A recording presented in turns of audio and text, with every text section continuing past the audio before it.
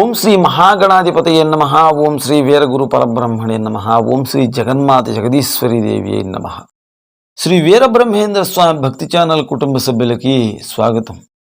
జగన్మాత జగదీశ్వరి దేవి చరిత్రను ఇంతకు ముందు 2 భాగాలుగా ప్రసారం చేశాం. ఇప్పుడు మీరు చూస్తున్నది 3వ భాగం. ఇంతకుముందు 2 వీడియోలు ఎవరైనా చూడాలి అనుకున్నట్లయితే వీడియో కింద డిస్క్రిప్షన్లోను, వీడియో చివర కార్డులోని ఇస్తాం. చూడాలనుకునేవారు చూడవచ్చు. ఇక వీడియో పూర్తిగా వీక్షించండి, అప్పుడే మీకు పూర్తిగా అర్థమవుతుంది. వీడియో మీకు నచ్చినట్లయితే తప్పనిసరిగా లైక్ చేయండి. ఇక కార్యక్రమంలోకి వెళ్దాం.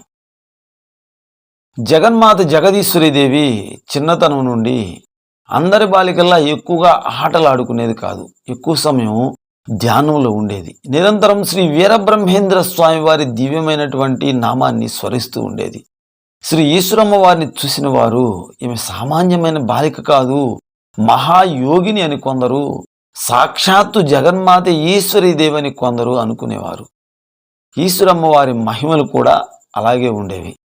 అమ్మవారి నోటి వెంట వచ్చిన మాటలు అప్పటికప్పుడు అక్షర సత్యమై జరిగి తీరేవి. శ్రీ వీరబ్రహ్మేంద్ర స్వామి వారి సజీవ సమాధి దర్శించడానికి వచ్చిన భక్తులు ఈశ్వరమ్మ వారి దివ్యమైనటువంటి తేజస్సును చూసి అప్రయత్నంగానే, వారికి తెలియకుండానే 2 చేతులు జోడించి నమస్కరించేవారు.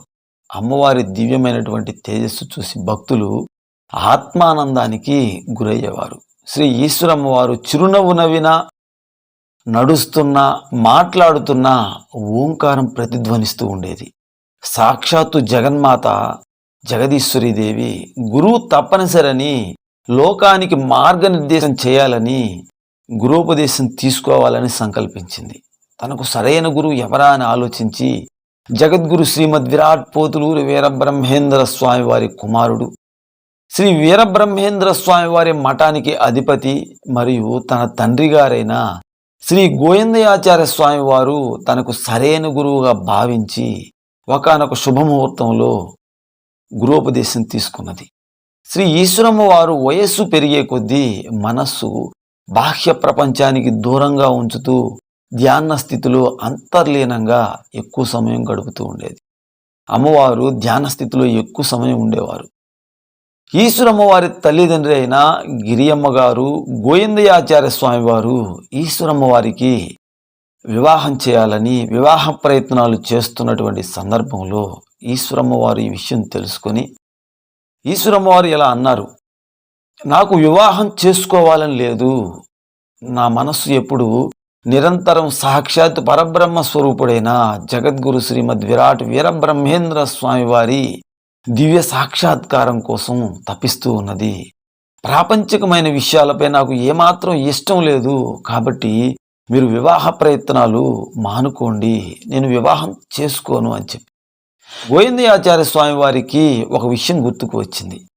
శ్రీ వీరబ్రహ్మేంద్ర స్వామి వారు సజీవ సమాధిలోనికి ప్రవేశించే సమయంలో ఈశ్వరమ్మ వారి జన్మరహస్యం చెప్తూ సాక్షాత్తు జగన్మాతే నీకు కుమార్తెగా జన్మిస్తుంది అని చెప్పిన విషయం గుర్తుకు వచ్చింది. అమ్మవారి మాటలకు ఏమీ చెప్పలేక మౌనంగా ఉండిపోయారు శ్రీ గోవిందయాచార్య స్వామి వారు.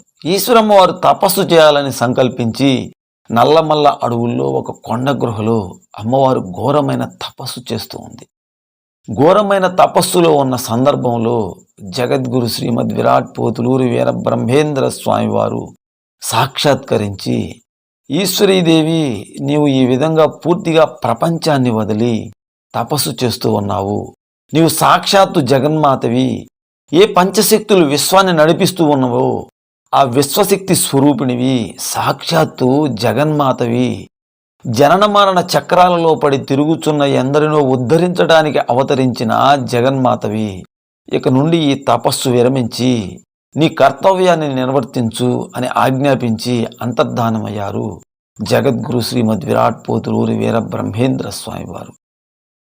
వెంటనే తపస్సు నుంచి బయటికి వచ్చిన ఈశ్వరీదేవి జేజనాయన, జగద్గురు శ్రీమద్ విరాట్ పోతులూరి వీరబ్రహ్మేంద్ర స్వామి, నీ దివ్య దర్శన భాగ్యం నాకు కలిగింది, నీ దివ్య సాక్షాత్కారం నాకు కలిగింది అని పరవశించి, మీ ఆజ్ఞ నేను శిరసావహిస్తాను అని కొండ గృహ నుండి శ్రీమద్ విరాట్ పోతులూరి వీరబ్రహ్మేంద్ర స్వామి వారి మఠానికి వెళ్ళింది జగన్మాత జగదీశ్వరీదేవి.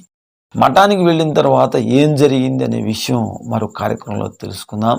వీడియో నచ్చినట్లయితే తప్పనిసరిగా లైక్ చేయండి, మీ బంధుమిత్రులకి షేర్ చేయండి. మరొక అద్భుతమైనటువంటి కార్యక్రమంలో కలుసుకుందాం. ఓం శ్రీ వీరగురు పరబ్రహ్మణే నమః. జగన్మాత జగదీశ్వరీ దేవి నమః.